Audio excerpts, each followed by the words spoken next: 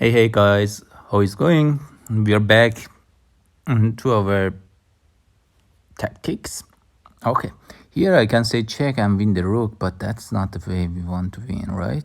I'm thinking about playing rook g2 because I'm threatening to deliver mate at f1. Okay, what does he plays? He plays queen f, no, queen a6 perhaps to prevent rook a1. Okay, if we play queen a6, and the point is that if I exchange, if he exchange queen with one of my rooks, right? Still, he has a very good chance of winning, right? Because he's up 2 pawns. At least he doesn't lose. This is the point. It's very unlikely. And the simple check doesn't work, right? If I say check, his king just runs. And I see no difference between rook g2 and rook h1. Do you see any difference? Do you feel any difference here? I don't see so. I don't see any. So it could be that this is not the move. Maybe the move is actually... Okay, I see the difference. Queen rook g2 is good because prevents queen g1. Right? He cannot play queen g1. What if I just say check and take his rook? Can 2 rook win against queen and 2 extra pawn? I don't think so. So g2 is good in a sense that prevents his queen g1, but h2 is bringing nothing. e2 also is not that good because again he can play queen g1. Additionally, he can bring the king forward. Can he? No, he cannot bring the king forward because I take the b pawn and still I have my mating attack. Okay, but the suspicious thing here is that none of them are so good, right? So let's say we play rook g2 and clearly we want to play rook f1, the other rook f1 and deliver mate. The only move is queen a6, I believe, right? He cannot play with king, he cannot play with pawns. So queen a6 is forced basically. Then we play rook f2, the rook f3 to f2. Now at this moment we have 2 rooks, one on g2, one on f2. And we might have perpetual, right? Because how this king wants to escape, I don't see any way. At least we get a perpetual. Let's do it. Yes, and he doesn't have any check right now, right? Oh, we don't have perpetual, but we win. Why he did so? I mean, this is a complete win. Why he gave up that much? I mean, I saw up to here, and then I thought that okay, he do nothing. Oh, if he do nothing, okay, this was mate. I didn't see it. If you, I was thinking, okay, man, like if he do something, nothing, like let's say this. I go here, say check, and he goes there. I go here, say check. But this is not the way it works, because if you go here, I just mate it from here. All right? Okay. I didn't understand how I solved it. That was cool. Next one. Next one is that we have a queen and a pawn that is queening, and there is no way to stop our pawn. Is there any way to do it? I doubt. If there is, I push the pawn. He says check. I run. He says next check. I run. And he cannot say next check, right? He says check, I run anywhere, basically. Anywhere, okay? Then my pawn is at f2. He cannot say the next check at at f4, f5 or h5, doesn't matter. I'm in f file or h5. So he cannot say any check because my pawn and my g pawn captures his rook. So let's push this pawn and then sing. So he gives checks this way. This was the only possibility. I can go in. Maybe it's good to go to f3 or h3. The point is that in those two square, he cannot say deliver another check with the other rook. Right? He cannot activate the other rook. I mean, he cannot check from behind. Of course, he can check from. He can check from yeah, he can check from d3 in both of them. So next check of him is from d3, let's say. And then, so what's the difference between f3 or h3?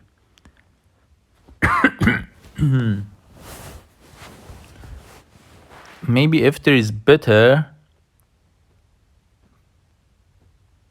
because after he checks at d3, I can play king e2 attacking to his rook. So he can not save the rook and prevent me from queening. So let's do it. King e2, right? Attacking the rook. Yeah, he gives off a rook. That was easy, but we spent a lot of time for it. Burn a lot of time for it. I'm thinking about very stupid move of queen takes bishop. Okay, it's very stupid, right? What about bishop takes bishop, bishop takes pawn, then bishop takes bishop, pawn takes pawn? Okay, I don't see concrete continuation here. What is weak here? The bishop on f4 is weak. The rook on b2 might be weak. I can play bishop c1 attacking his rook, and it's a little bit getting messy, right? If I can if I play bishop b1 attacking his rook, he may go back with the rook. Okay, in that case we can push e5 attacking to his bishop. He cannot capture our pawn because his pawn is pinned. So now it's an okay game, right? The game is running. Nothing spectacular happens here. What if so I don't see. Also, there is another option, the crazy option. After I attack bishop from c8, I attack with bishop to the rook on c8. He just takes my pawn on c6, gives up a queen. I take the queen, he takes back. But the point is that next move he pushes the pawn forward, c7, and he's saying that, okay, I'm queening the pawn and I'm mating you. It's a little bit dangerous situation, right? I'm losing bishop and he's queening, and yep. It seems bishop c8 is doing nothing.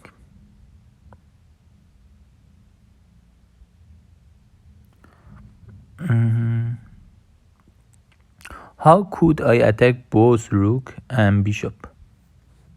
This is the question that we have. Rook and bishop. So once more, bishop c8.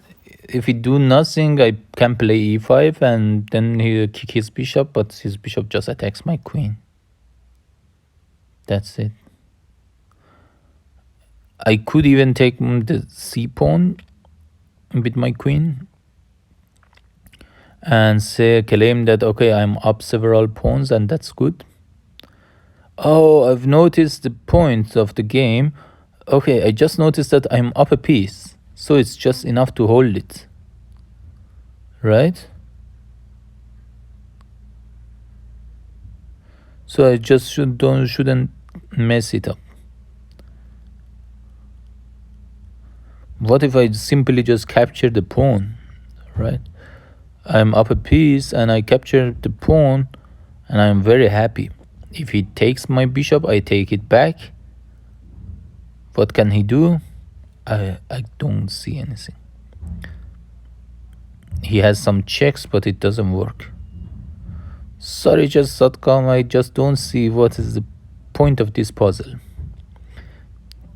Okay, I just play this move, bishop takes pawn. It seems to be the most stupid move, right? I mean, this is the first move you see, bishop takes pawn or pawn takes pawn is clearly bad because you allow the c pawn running. Maybe the better idea after all is to just take the c pawn, prevent all this chaotic situation. But on the other hand, I'm thinking about if I leave this d pawn, he can always sacrifice some material, right? He can always take my c pawn, and then after I exchanging queen with his rook, he can push to c7 and create a chaotic situation for me. I don't know if it is really bad or not, but it's not pleasant. So let me just take that pawn. Oh, that was it? Yeah, I saw this bishop comes here and then rook d7. That's it. And, oh no, I didn't think about this. Maybe I should have taken with the rook. Yeah. What was the problem? I couldn't understand this tactic. I didn't see this part. I didn't thought about this. I said that it never goes in this direction. But okay. This is again the same scenario. I forget that this c pawn is very annoying. Oh, sorry. That was my failure. I saw it, then I forget that because I didn't count on this move. Okay, my pawn is queening. I can play rook g4 check and then go behind the pawn at f4. I don't know what he can do. I go behind the pawn at f4. Then what? Then if he goes, if he push the pawn, I push the pawn. He push again, I push again. I queen earlier than him, and I will mate him most likely. So he doesn't push. He also don't capture my pawn because my rook captures his rook. He goes to the back rank. He pushes first, I push. Then he doesn't push. He goes back rank with the rook. No, it's not good because I take it. So he directly, I push and then I take it. So if I go check and then rook f4, he directly goes rook b8. Then I push, he pushes, then I get close to his pawn. He gets close to my... okay, if I push, can he push? No, he cannot, right? If I push, he should play rook f8, because if he pushes, I make it queen. He should take it, I take it, and then I capture his pawn. I have one move. I'm one move ahead. So after check, rook f4, rook b8, my opponent rook b8, f7, rook f8. No, what's the plan? I don't need f7, right? Or I need it. I don't even need to play f4. This is the beautiful part. I say check. He plays king anywhere. Then I play f7. This is the point. Because at this moment, if he say check to me at f6 to capture my pawn at f7, I play rook f4. Okay, this was the plan. Yeah, this was the plan. This was nice tactic. this first check with the queen is clear. What is the continuation? We check with the queen, or we don't check with the queen, we just attack the rook with the queen. How? With the knight. I take the pawn with the knight, but I take the pawn with the knight, f2 pawn, and then he plays queen. He plays queen d4 and blocks my checking square. So I have no way to check it. If I exchange queens, then it's not interesting, right? So first move, it seems that I should take it with the queen on f2, and he runs away with the king. And then I thought about playing knight f4, attacking the g2 pawn with the queen and the knight. But the point is that he simply plays queen.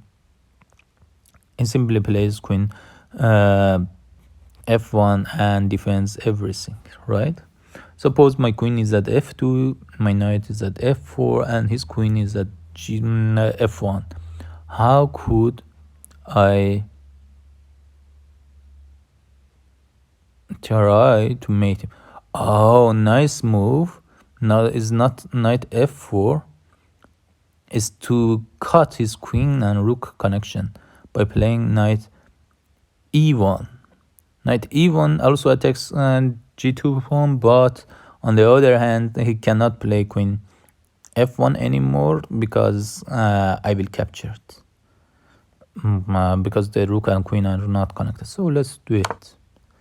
Knight here and here. Oh, okay, that was today's puzzle series. It wasn't so successful, all of them +5 or minus something. So we will get back and we will get better soon. Thanks for watching. See you next time.